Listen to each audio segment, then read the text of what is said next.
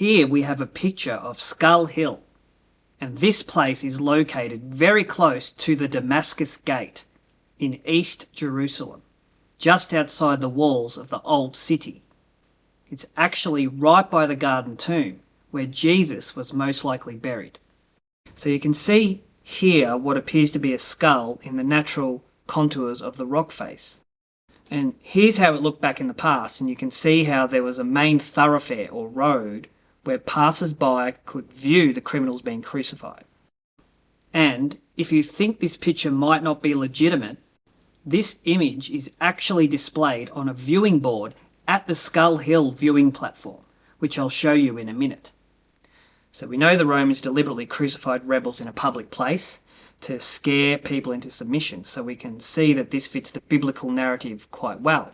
We saw that there was mockers walking past when Jesus was getting crucified, and they were saying, "Come down from the cross," and they were scorning Jesus and ridiculing him. So here's what it looks like today, and you can see how the erosion over time and probably some human interference has taken away the clarity of the skull image. And they've also built a bus station right below, which doesn't help matters.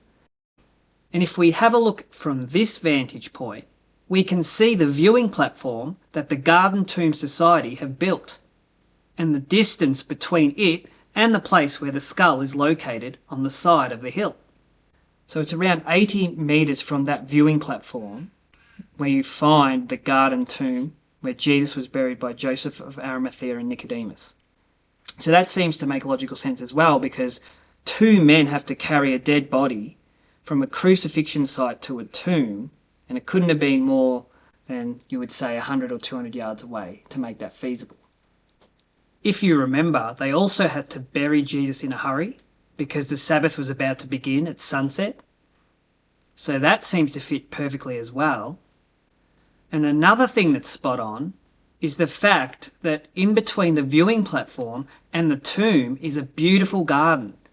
And in the Bible, John, who was an eyewitness, tells us at the place where Jesus was crucified, there was a garden, and in the garden a new tomb in which no one had ever been laid.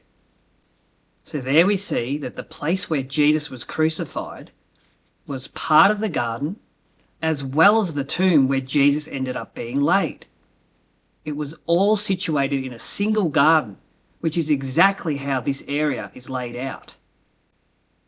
So on screen right now you're seeing actual pictures of the garden in between Skull Hill and the burial tomb. And then John informs us in the very next verse, because it was the Jewish day of preparation, that's the day before the Sabbath, and since the tomb was nearby, see that there? Was nearby. They laid Jesus there. So the crucifixion site and the tomb had to be close together.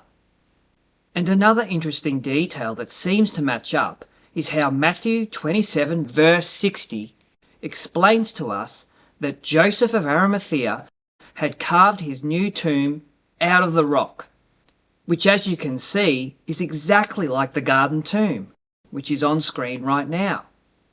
What's more, archaeological evidence, including an ancient winepress located right by the tomb, suggests that this place was indeed an agricultural garden back in those days. It's literally just to the right of this picture of the Garden Tomb you're looking at right now. It'd be no more than 20 yards away from the Garden Tomb. And there's a picture of the winepress I'm referring to.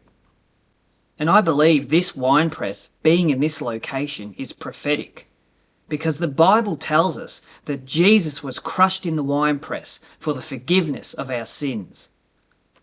Just like grapes being squashed in a winepress, the precious blood of Christ spilled out when he died on the cross. A very famous verse, Isaiah 53 verse 5 says that Jesus was pierced for our transgressions. He was crushed for our sins. The punishment that brought us peace was upon him, and by his wounds we are healed.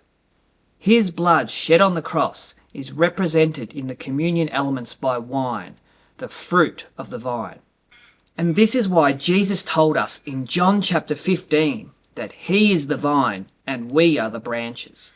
As Christians, we are called to produce grapes, and Jesus assures us that as we abide in him, this abundant fruit flowing out of our lives will be fruit that lasts into eternity. What's more, the New Living Translation tells us in Philippians 1 verse 11 that these fruits of righteousness are the fruit of our salvation, the righteous character produced in us by Jesus Christ.